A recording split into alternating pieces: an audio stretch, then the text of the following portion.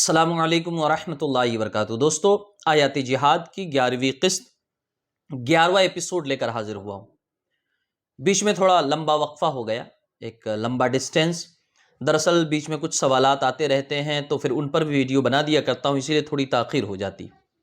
خیر، آیات جہاد پہ بات چل رہی تھی کہ آیات جہاد کا مطلب کیا ہے۔ اب تک تقریباً 10 آیتوں کا مطلب میں آپ لوگوں کو سمجھا چکا ہوں۔ آج 11ویں آیت لے کر حاضر ہوا ہوں، سورہ توبہ کی 24ویں آیت۔ یہ انہی 26 آیتوں میں سے ایک ہے جن پر اعتراض ہوا ہے۔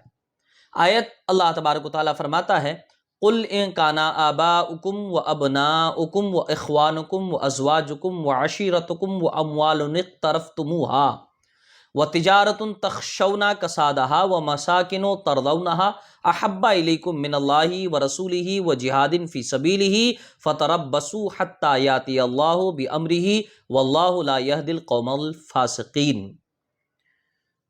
آیت کا ترجمہ ہے، اللہ تعالیٰ فرماتا ہے اپنے نبی سے، اے نبی آپ کہہ دیں لوگوں سے کہ اگر تمہارے آباؤکم تمہارے باپ، ابناؤکم تمہارے بچے، اخوانکم تمہارے بھائی بہن، ازواجکم تمہاری بیویاں یا تم عورتوں ہو تو تمہارے شوہر، وعشیرتکم تمہارے رشتہ دار، واموال اقترفتموها تمہارا کمایا ہوا مال، وتجارت تخشون کسادہا اور وہ تجارت جس کے گھاٹے کا تمہیں خوف رہتا ہے، ومساکن ترضونہا اور اپنے پسندیدہ گھر، احب الیکم من اللہ ورسولہ کہ تمہارے نزدیک یہ ساری چیزیں اللہ، اس کے رسول، وجہاد فی سبیلہ اور اس کی راہ میں جہاد کرنے سے زیادہ اگر پسندیدہ ہیں، محبوب ہیں، فتربصوا حتی یاتی اللہ بامرہ تو رکو، انتظار کرو جب تک کہ اللہ کا حکم نہ آ جائے۔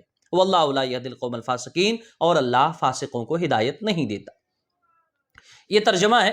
اب اسے میں سمجھاؤں اس آیت کا مطلب کیا ہے۔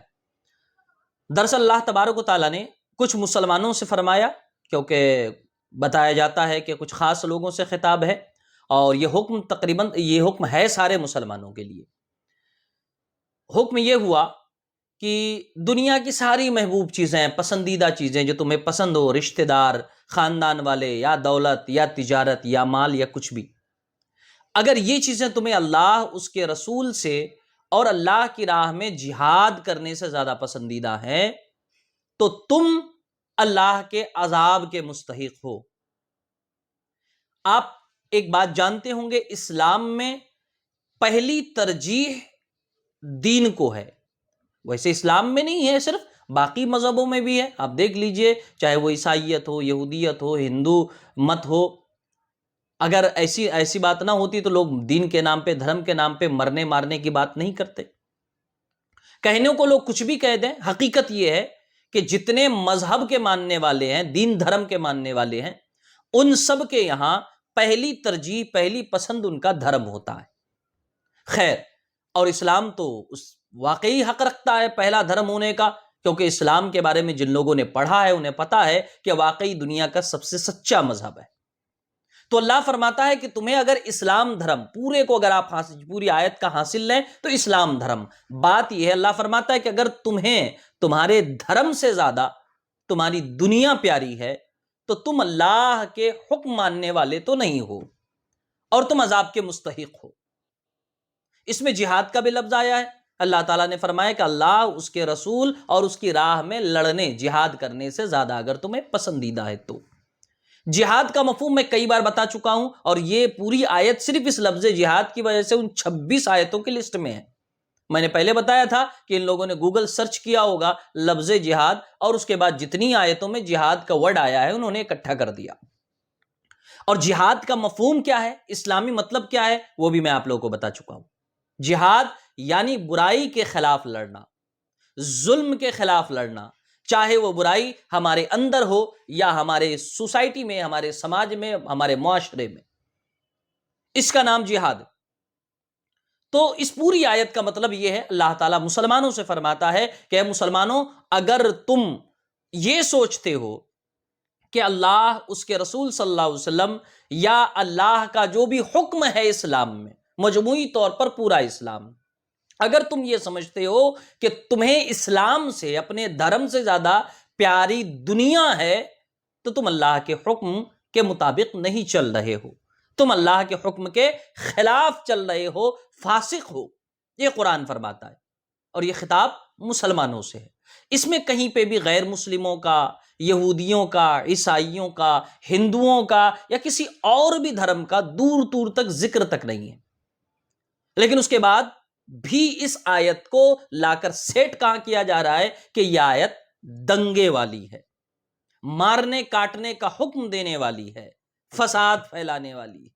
میں ایسے لوگوں سے کہوں گا بھائی آج دنیا پڑھی لکھی ہے، وہ زمانہ چلا گیا اندھ بھکتی والا۔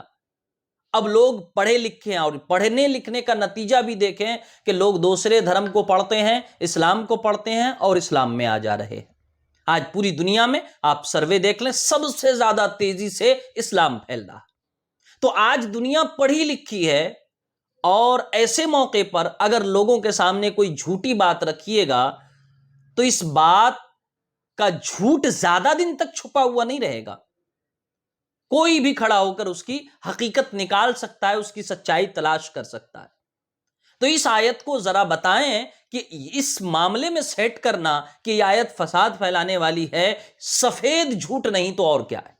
جھوٹ نہیں، صرف یہ سفید جھوٹ ہے۔ بات ویسی ہوئی جیسے دن میں سورج کا انکار کر لینا۔